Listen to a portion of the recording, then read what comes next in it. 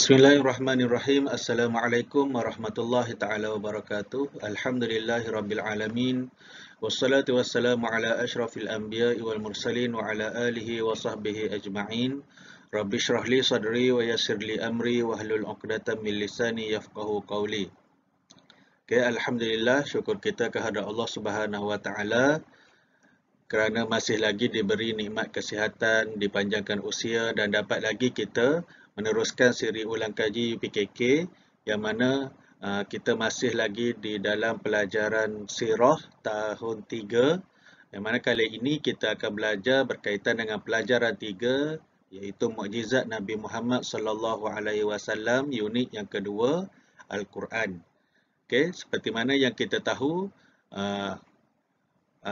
Al-Quran ini adalah kitab yang diturunkan kepada Nabi Muhammad sallallahu alaihi wasallam dan ada 3 lagi kitab, iaitu kitab Zabur kepada Nabi Daud, kitab Taurat kepada Nabi Musa dan kitab Injil kepada Nabi Isa. Okey, so kita teruskan.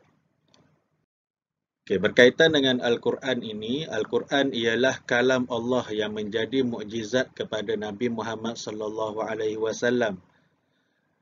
Okay, diturunkan pada 17 Ramadan melalui malaikat Jibril. Diturunkan dalam bahasa Arab. Okay, Al-Quran ini berbahasa Arab dan membacanya adalah satu ibadat. Okay, membaca Al-Quran adalah satu ibadat. Okay, sabda Nabi sallallahu alaihi wasallam an Abi Umamah Al-Bahili qala sami'tu Rasulullah sallallahu alaihi wasallam yaqul iqra'ul Qur'an fa innahu ya'ti yaumal qiyamah syafi'an li ashabihi. Daripada Abu Umamah Al-Bahili bahawa Rasulullah sallallahu alaihi wasallam bersabda, bacalah Al-Quran, sesungguhnya ia akan memberi syafaat kepada pembacanya pada hari kiamat. Hadis riwayat Muslim. Okay, seterusnya peringkat penurunan Al-Quran. Peringkat pertama diturunkan oleh Allah Subhanahu wa taala daripada Lauh Mahfuz ke Baitul Izzah, daripada Lauh Mahfuz ke langit dunia pada malam Lailatul Qadar. Dan pada peringkat yang kedua diturunkan dari langit dunia kepada Rasulullah dengan perantaraan Jibril, perantaraan malaikat Jibril secara berperingkat selama 23 tahun, iaitu 13 tahun di Mekah dan 10 tahun di Madinah. Okey, hikmah penurunan Al-Quran secara berperingkat. Kenapa Al-Quran ini diturunkan secara berperingkat? Hikmahnya adalah yang pertama untuk membuktikan tentang mukjizat Al-Quran. Yang kedua, untuk membuktikan Al-Quran itu kalam Allah. Dan yang ketiga, untuk mengingati peristiwa dari masa ke masa dan untuk menanamkan akidah secara dengan sempurna. Okay. Al-Quran ini diturunkan secara berperingkat-peringkat, antara lainnya adalah untuk memperingati ataupun untuk mengiringi peristiwa dari masa ke masa. Ada peristiwa sahabat tanya Nabi berkaitan dengan arak, maka turun ayat berkaitan dengan arak.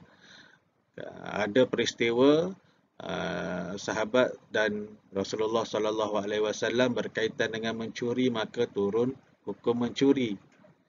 Dia turunnya ayat-ayat Al-Quran itu kepada Rasulullah berdasarkan peristiwa-peristiwa yang berlaku kepada Rasulullah dan para sahabat. Maka Allah turunkan ayat Al-Quran melalui malaikat Jibril untuk menyelesaikan masalah pada ketika itu ataupun untuk memberi peringatan kepada sahabat-sahabat dan seterusnya sampai kepada kita semua hingga hari ini.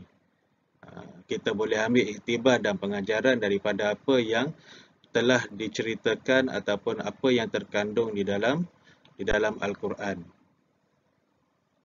Okay, saya rasa itu sahaja berkaitan dengan Al-Quran untuk kita sebagai ulang kaji. dan semoga video ini bermanfaat untuk kita semua untuk ulang kaji UPKK. Okay, wallahu a'lam bissawab. Assalamualaikum warahmatullahi taala wabarakatuh.